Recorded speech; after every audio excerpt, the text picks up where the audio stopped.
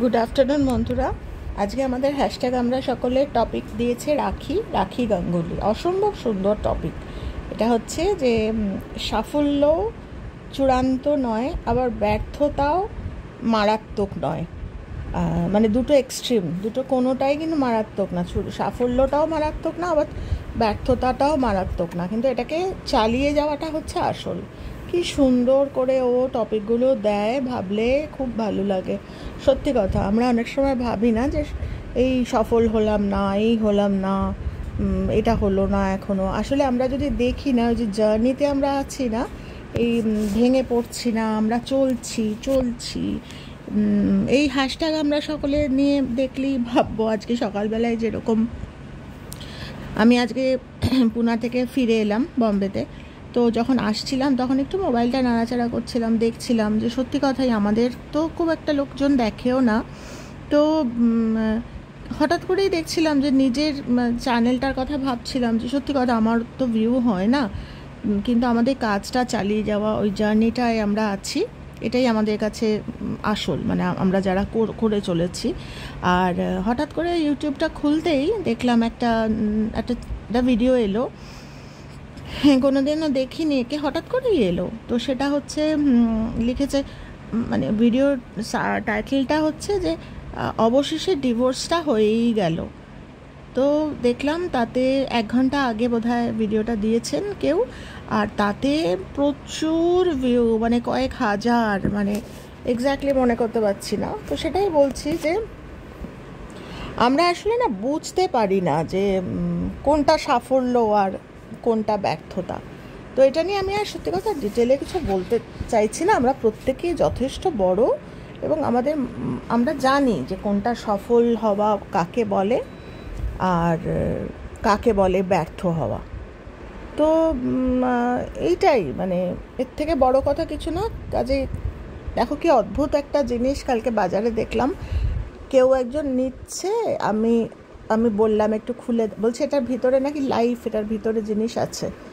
তো আরেকজনকে দেখো, দুষ্টু মানে চিন্তা করতে পারবে না এরা কতখানি দুষ্টু।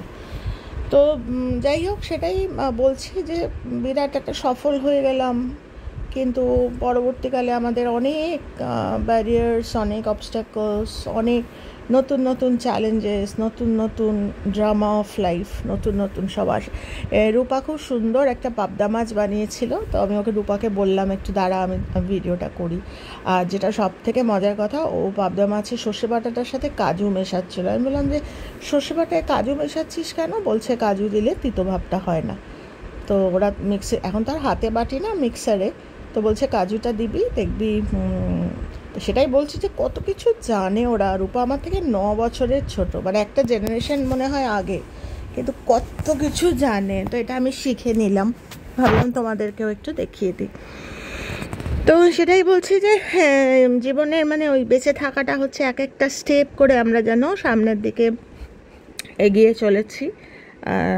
তার মধ্যে কখনো ব্যর্থতা আসছে, কখনো স্টেপটা ঠিকমতো ধরতে পারছি না, পাটা পিছলে যাচ্ছে। আবার কিছু সময় আমরা স্মুথলি উঠে যাচ্ছি। তো ওই জীবনটাকে কাটিয়ে যাওয়া, মানে জার্নিটা চালিয়ে নিয়ে যাওয়া বা কন্টিনিউ করে নিয়ে যাওয়া, এটাই হচ্ছে আসল। এই যে মানসিকতা, যে আমার যাই হোক না কেন, আমার সফলতা তো খুব সহজে আসতে চায় না, কিন্তু সফল হতে গিয়ে আমরা বারবার ব্যর্থ হই, বারবার আমরা হেরে যাই, বারবার এটা ছেড়ে দূর, এটা হচ্ছে না আরেকটা কিছু করি, তোর এটা হচ্ছে না একটা কিছু করি।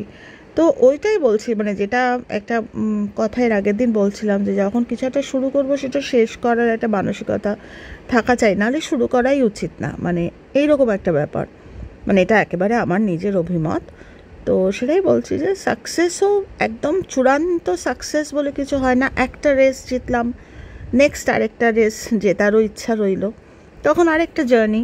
তো জীবনটাও ঠিক তাই। সফলতা বলে একটা চূড়ান্ত, মানে একদম ব্যানার আমি ঝুলিয়ে দিলাম যে আমি সফল হয়ে গেছি।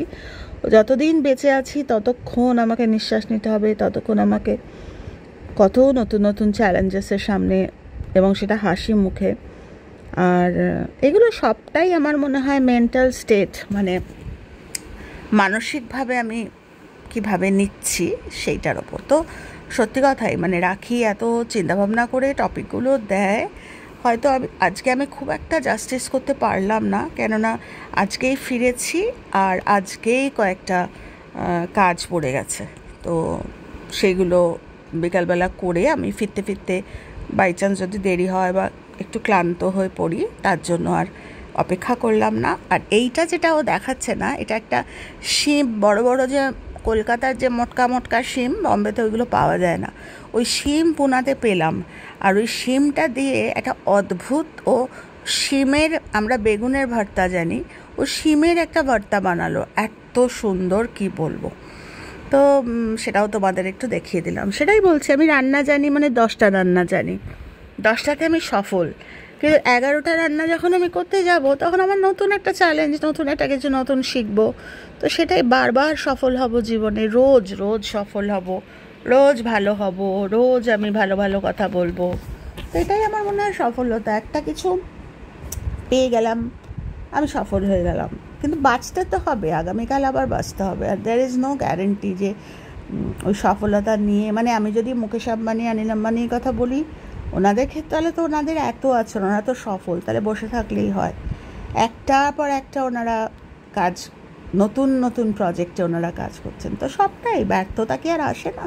আমাদের ব্যর্থতাটা অন্যরকম, ওনাদের ব্যর্থতা আসে। মানে কথা হচ্ছে মানসিকতা, যে আমার এন্ডিং লাইন বা আমার ওই করতে করতে না, যারা এই চ্যালেঞ্জেসগুলো বা নতুন নতুন সাকসেসের দিকে যায়, আমার মনে হয় তাদের এই অপরচুনিটিগুলো তারা কাজে লাগিয়ে জীবনটা না এক্সপ্যান্ডও করে যায়। মানে আগে 10টা করার ক্ষমতা ছিল, এখন হয়তো 24 ঘন্টায়, আগে 10টা কাজ করতাম, এখন আমি 12টা কাজ করতে পারি, এইভাবে। আর আমার মনে হয় যে ব্যর্থতা বা সফলতা এটা সবটাই অ্যাটিটিউড। তা সেটা যদি না হতো, তাহলে হ্যাশট্যাগ আমরা সকলে সত্যি কথা বন্ধ করে দেওয়ার মতো। কারণ আমরা প্রথম দিকে যখন শুরু করেছিলাম প্রায় 30-32 জন মতো মানুষ আমরা ছিলাম, কিন্তু এখন আমরা 2 জন, আর শ্রাবণী করে, মধুমিতার মনের কথার মধু করে মাঝে মধ্যে, মানে রেগুলার নয়।